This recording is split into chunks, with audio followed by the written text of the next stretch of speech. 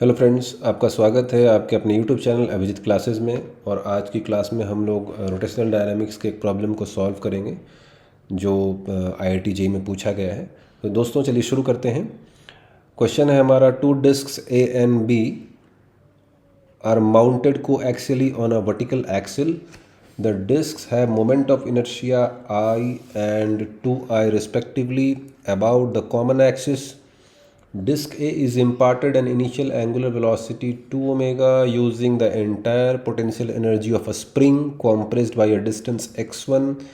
Disk B is imparted an angular velocity omega by a spring having the same spring constant and compressed by a distance x2. Both the disc rotate in the clockwise direction. तो पहला जो question है उसमें हमें find out करना है the ratio x1 upon x2 इज। 4 options are given. इसके साथ साथ इस क्वेश्चन के 2 पार्ट और हैं जिसको हम लोग सॉल्व करेंगे। तो पहले हम लोग फर्स्ट पार्ट को देखते हैं। देखिए हमारे पास डिस्क है, disc A and B। This is disc A,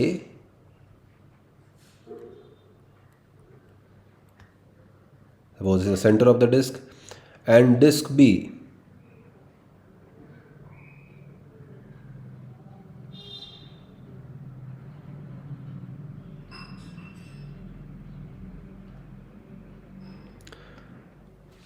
disc A की मोमेंट ऑफ इनर्शिया है I, डिस्क B की मोमेंट ऑफ इनर्शिया है 2I।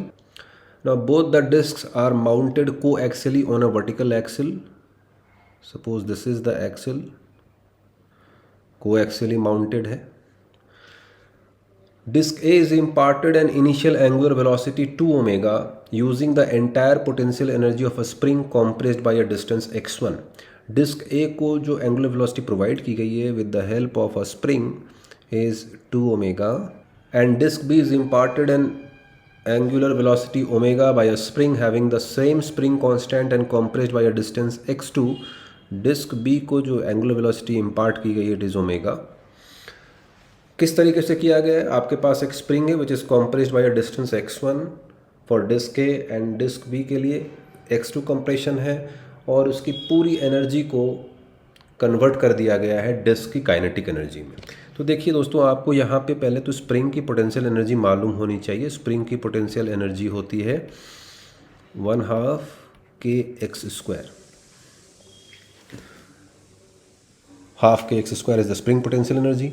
So for spring 1 it is 1/2 kx1 square, and for spring 2 it is 1/2 kx2 square. Spring constant is same according to question. Now यहाँ पे देखिए spring की जो potential energy है उसे convert कर दिया गया है डिस्क की काइनेटिक एनर्जी में। सो आप लिख सकते हैं कि spring potential energy is equals to rotational kinetic energy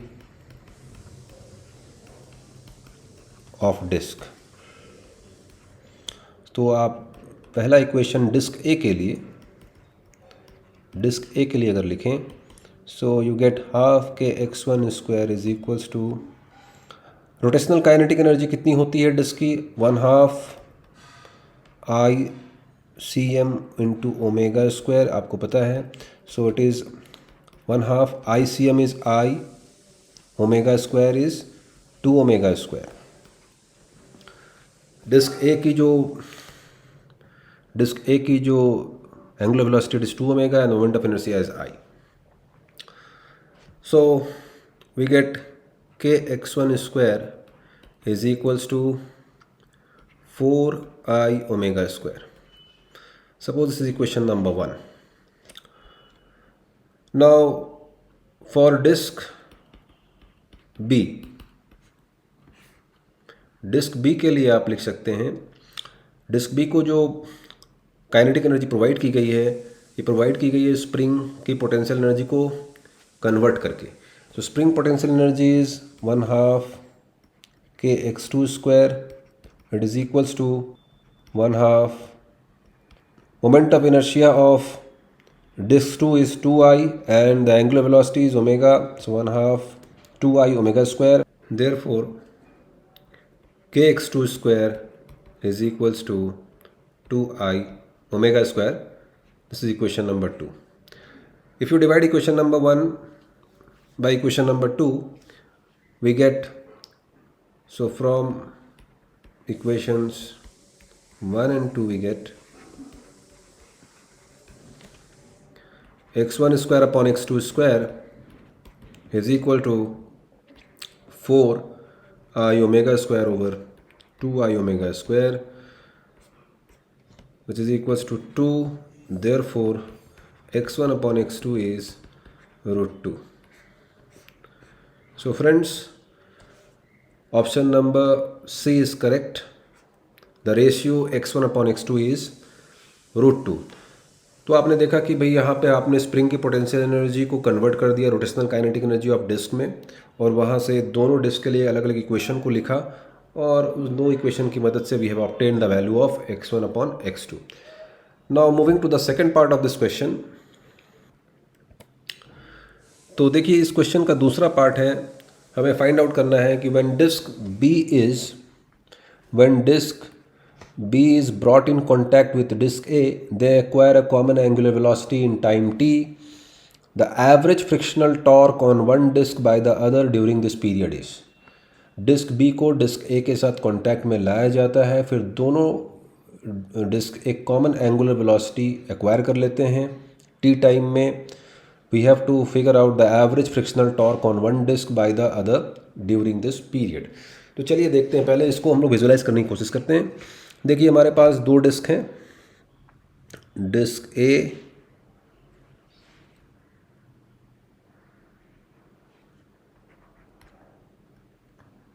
and disc B.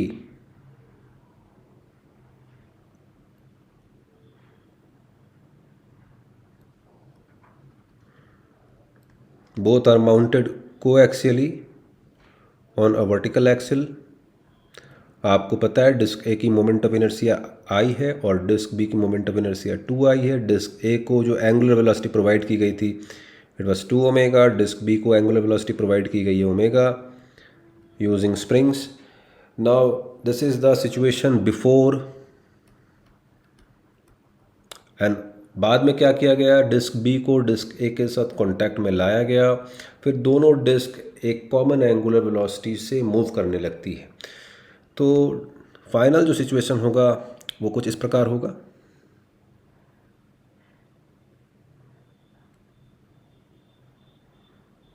This is disc A and this is disc B.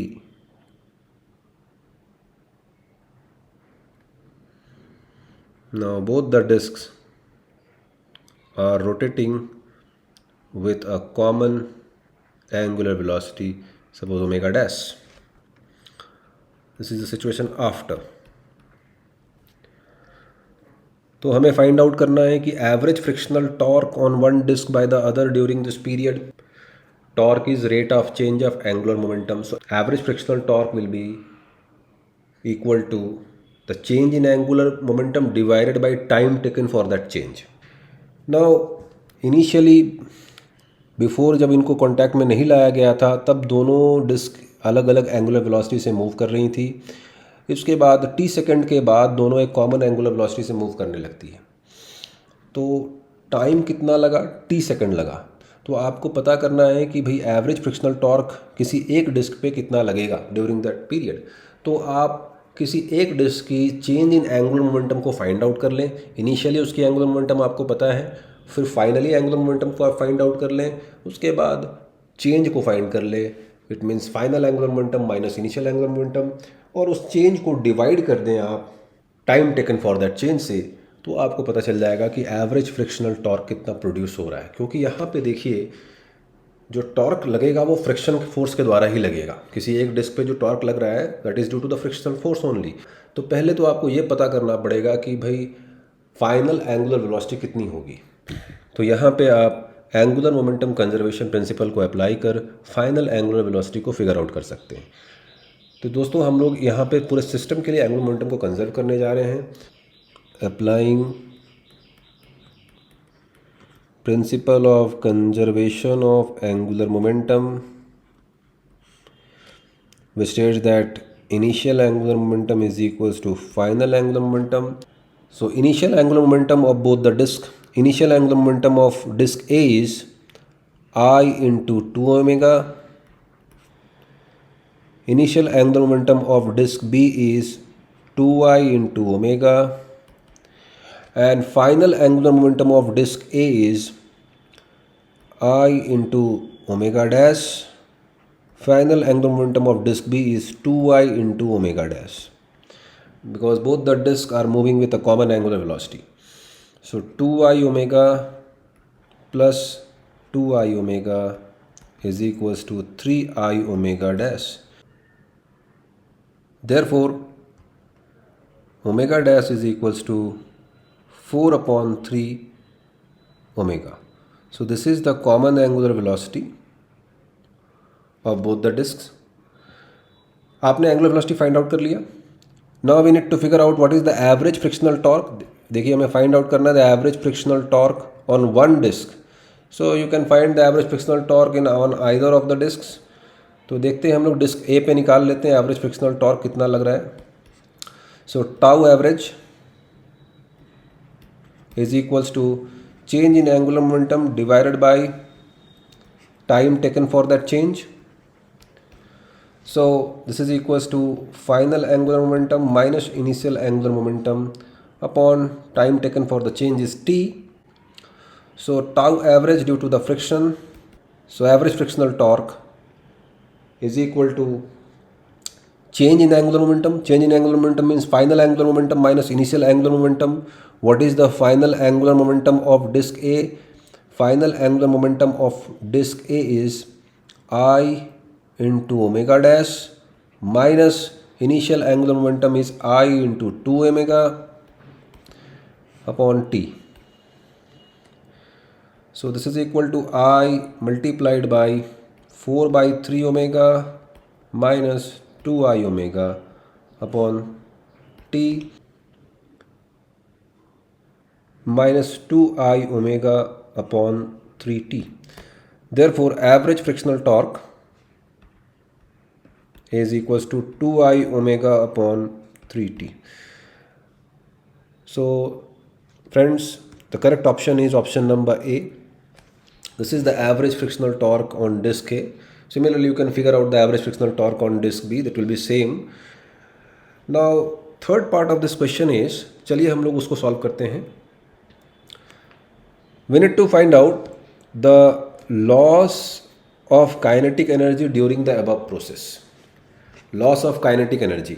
आपने देखा कि initially disc A and disc B different angular velocity से मूव कर रही थी, और जब दोनों डिस्क को कॉन्टैक्ट में लाया गया, when disc B is brought in contact with disc A, now both the disc are moving with a common angular velocity omega dash. तो इस पूरे सिस्टम की काइनेटिक एनर्जी में कितने का लॉस हो रहा है, बिकॉज आपने देखा कि जो फ्रिक्शनल टॉर्क है वो रिड्यूस कर रहा है काइनेटिक एनर्जी को. So it means there is a loss of kinetic energy. So loss of kinetic energy is equal to initial kinetic energy minus final kinetic energy. तो चलिए हम लोग इस लॉस को फाइंड आउट करते हैं. So loss of kinetic energy is equals to initial kinetic energy minus final kinetic energy. Initial kinetic energy of the system is 1/2 disc A की kinetic energy कितनी है, 1/2 I into 2 omega square. You know that kinetic energy is, rotational kinetic energy of disk is half ICM omega square. अगर आपको याद नहीं है तो मैं यहाँ पर लिख देता हूँ. रोटेशनल काइनेटिक एनर्जी जो होती है it is 1/2 ICM into omega square. तो अगर हम लोग डिस्क ए की बात करें तो उसकी मोमेंट ऑफ इनर्शिया आई है, उसकी इनिशियल जो angular velocity is 2 omega plus initial kinetic energy of disc B. Disc B की जो मोमेंट ऑफ इनर्शिया वो 2I है, और एंगुलर वेलोसिटी इसे प्रोवाइड किया गया ओमेगा स्क्वायर, और एंगुलर वेलोसिटी इसे प्रोवाइड किया गया है omega. So 1/2 into 2I omega square is the initial kinetic energy minus final kinetic energy of the system. 1/2 disc A की अगर आप बात करें तो 1/2 I omega dash square plus 1/2 into 2I omega dash square. So it is equal to 1/2 I omega square आप common ले लें, so it is 4 + 2 minus 1/2 I omega dash square अगर आप कॉमन ले लें तो we get 1 + 2. Now this is equal to 3i omega square minus 3/2i omega dash square. Now you substitute the value of omega dash square. Omega dash square की value हम लोगों ने अभी फाइंड आउट किया था. Omega dash is 4/3 omega, so 4/3 omega square. Therefore loss of kinetic energy is equal to 3i omega square minus 3/2i omega square into 16/9, which is equal to, we can take 3i omega square common, 1 minus 8/9. So this is 3i omega square into 1/9. So I omega square by 3. तो दोस्तों आपने देखा कि loss of kinetic energy is 1/3 I omega square. So it means correct option is B. So friends, आज की इस video में हम लोगों ने जेई में पूछा गया क्वेश्चन को सॉल्व किया, which is based on rotational dynamics, जिसमें आपने देखा कि भाई एंगुलर मोमेंटम कंजर्वेशन प्रिंसिपल भी आपको अप्लाई करना पड़ा, साथ ही साथ टॉर्क का कॉन्सेप्ट भी आपको यूज़ करना पड़ा कि torque is equal to rate of change of angular momentum. तो फ्रेंड्स, अगर मेरा वीडियो आपको अच्छा लगा तो मेरे चैनल को सब्सक्राइब करें, इसे शेयर करें, and do press the bell icon to get every notification related to my physics videos. Thank you for watching.